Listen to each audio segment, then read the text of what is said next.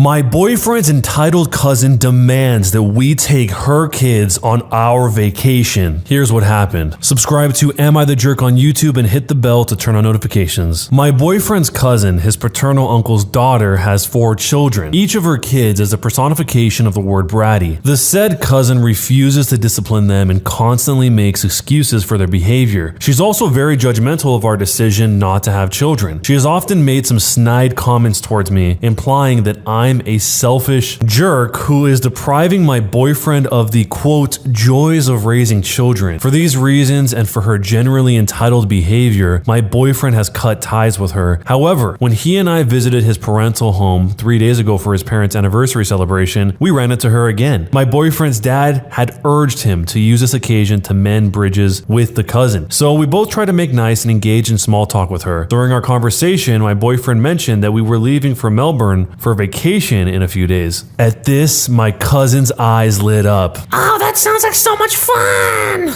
She said, My husband and I haven't gone anywhere since our honeymoon. She whined some more about how hard it is for them with 4 kids. If only they could afford such luxuries, etc., etc. I could tell where this was going. My boyfriend probably felt sorry for her and, being the kind and generous soul that he is, offered to buy them a weekend in a resort in Mount Abu, a hill station in the Indian state of Rajasthan. My cousin, with her face scrunched up, said, Oh, that's nice, but why can't you just take us to Melbourne with you? My boyfriend, getting a bit annoyed but still patient, said, Well, we want to spend time alone together. Plus, we'll be meeting some close friends there. Besides, Mount Abu is a beautiful place. Your kids will love it. Cousin, in the annoying Karen tone, said, I still don't see why you can't take us to Australia. You're being so selfish going on this great trip and sticking your family with a cheap weekend getaway. My boyfriend's mom said, Cousin, he's making a very generous offer.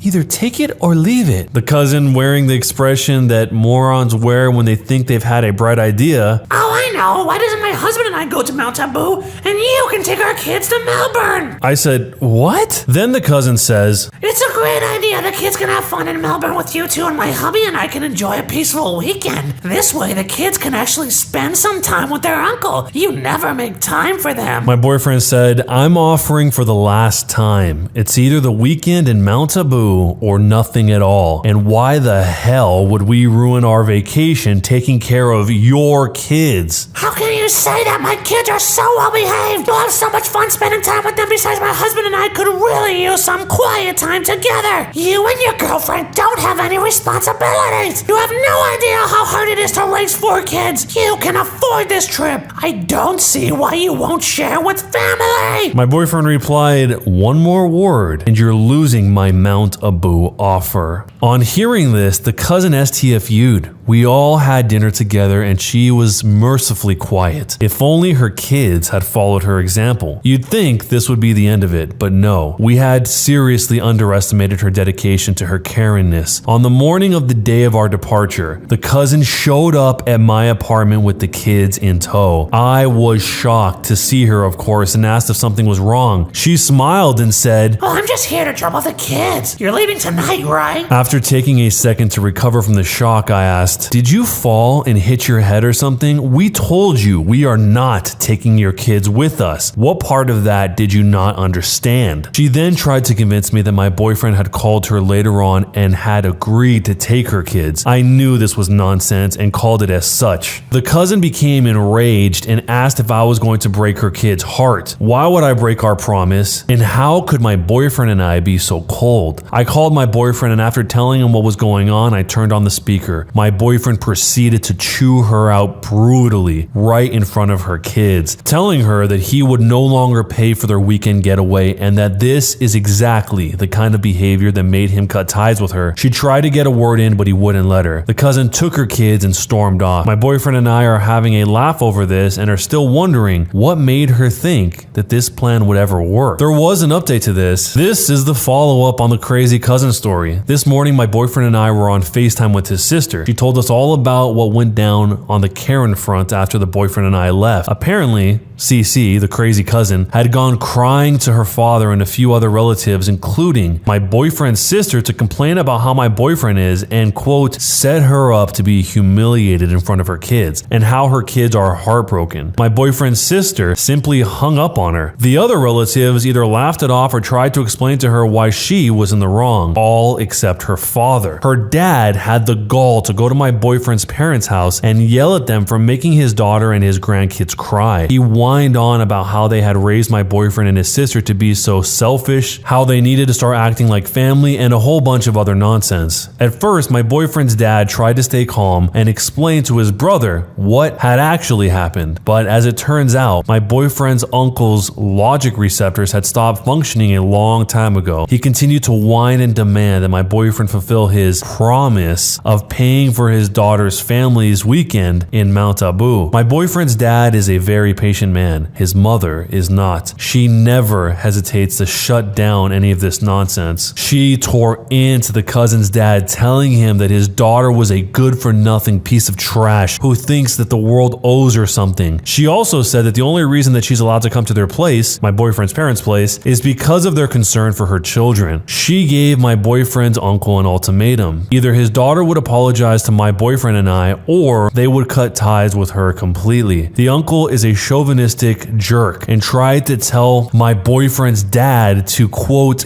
get his wife under control. My boyfriend's dad simply told him to get out and to not come back unless it was to apologize. My boyfriend's parents have often helped his cousin and her husband financially and routinely buys gifts for their kids, and they've never asked for anything in return. My boyfriend's mother is usually a very kind and gentle lady, but the moment anyone attacks her kids, she turns into the mama bear to end all mama bears. My boyfriend's cousin probably doesn't want to fall out of favor with his parents. His sister knew that we may get a few annoying phone calls from her, so she could apologize during our vacation. So she took it upon herself to make it clear to the cousin that she is not to disturb us in any way. We, of course, thanked her for being such an MVP. So with all of that said, who was the jerk? In this whole situation, the kids are the ones that have it the worst. They have to endure their mom putting them into these awkward situations, even to the point that they show up at the OP's place right before their trip. I mean, I assume the kids are old enough to understand what's going on, at least to some degree, if the cousin is going to send them off on a trip without them. So they're not infants, obviously. And being old enough to understand that means they're probably old enough to be embarrassed by a situation like this that is not really even in their control. So those poor kids have to go through all of this, and they have to end up growing up with this mom for the rest of their lives, because if she does this with her own family, then it's probably pretty likely that she'll push them into uncomfortable situations when it's not family, because there would be less to lose. She's not worried about severing relationships with random people as much as she probably is with her own family, and clearly she's not that worried about it. The boyfriend offering up that very generous peace offering of covering the expenses to go to Mount Abu was so far above and beyond what anyone could even dream of expecting, and it wasn't enough for her. She had to try and go and manipulate the situation and lie, just straight up lie, because she told the OP that her boyfriend changed his mind and said that the kids could come with them on their vacation, which is so short-sighted because the OP easily just had to call the boyfriend and ask if that was true. And it's not like the boyfriend isn't being generous. He seems like he's being extremely generous here. He just wanted some alone time. But this cousin is probably going to be somebody who's difficult to live with as the years come and go, no matter how they approach it. But let me know how you would approach a situation down below, and jerk or not a jerk, and why. Am I the jerk for throwing my sister and her son out of my house? I'm a 35-year-old male, and I'm a single father of 3 boys, a 10-year-old, a 7-year-old, and a 3-year-old. Their mother died last year due to ovarian cancer. It has been a rough year, to say the least. My sister got divorced 6 months ago and temporarily moved in with me and the boys. She has a son,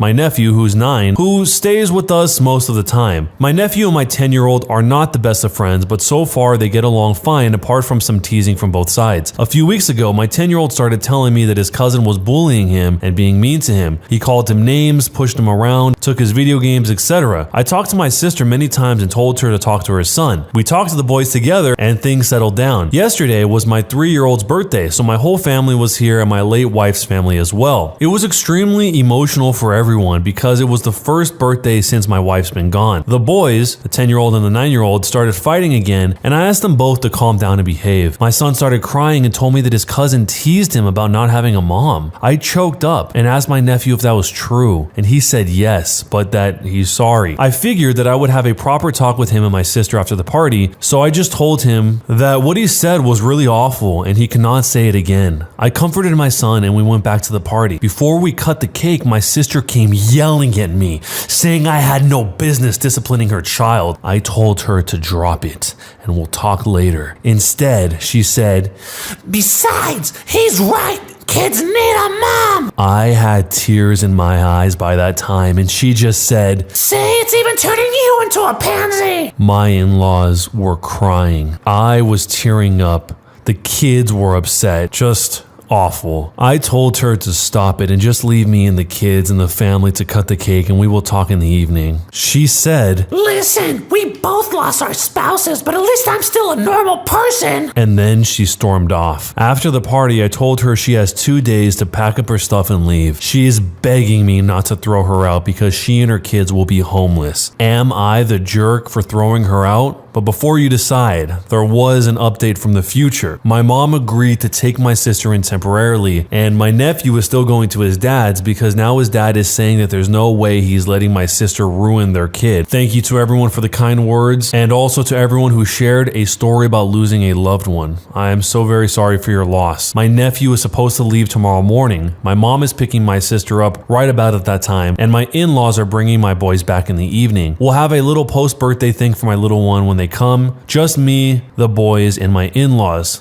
Just some ice cream. He said he prefers it over cake and a few cartoons, one day at a time. So, was I the jerk for throwing my sister and her son out of my house? Okay, divorce is obviously awful, but how in any way, shape, or form is that the same thing as losing your spouse because they died? The nephew still has a dad. The dad is just not married to the mom anymore, which is not trivial. That is not easy for many kids to go through, but that is not the same thing at all as your mom literally dying, or from the perspective of the OP, of your wife dying. So when she says her line, "Listen, we both lost our spouses, but at least I'm still a normal person," she doesn't sound very much like a normal person. She sounds like a very heartless person. I can't tell if this is one of those situations where the sister is just trying to punch down because maybe she's used to punching down to the OP because of their relationship in the past, since we don't have that sort of context. But she seems incredibly comfortable just saying stuff like this, even in the wake of such a tragic loss. But let me know how you see this down below, and jerk or not a jerk, and why. Am I the jerk for telling my soon-to-be niece that she doesn't need to wear a dress to my wedding? I'm a 32-year-old female and I'm getting married to my fiance who's 41 next year. After we got engaged, I suggested that it might be nice if I asked my fiance's niece, who's 15, if she wanted to be a bridesmaid too. I've only met her a couple of times, so we're not close, but she seems like a cool kid, and I thought it might be a nice way for us to bond and get to know each other / involve her in the wedding. Side note, she's the only niece / nephew on either side of the family. Anyway, cut to a few weeks ago, and we're in my fiance's hometown to visit his family and discuss wedding related stuff. His brother, sister-in-law, and their daughter came over, and I noticed this time she was dressed a lot more androgynous than I remembered. The topic moved to wedding dresses and bridesmaids dresses, and I could see she was immediately uncomfortable. Her parents, her mom really, and her grandma were making comments about how she'd need to be more feminine / brush her hair, etc., and how nice it would be to see her like that. I'll be honest and say that this hit a nerve with me, as I was very much a tomboy as a teenager, even though I'm not anymore, and it absolutely broke me whenever my relatives would say things like that. Eventually, her mom made a comment along the lines of, "It'll be nice to see you dressed like a girl for once," and she looked really sad / embarrassed / upset. In response, because that really hit a nerve, I immediately told her that my maid of honor would be wearing a trouser suit for the wedding and not a dress, and that I've given all the bridesmaids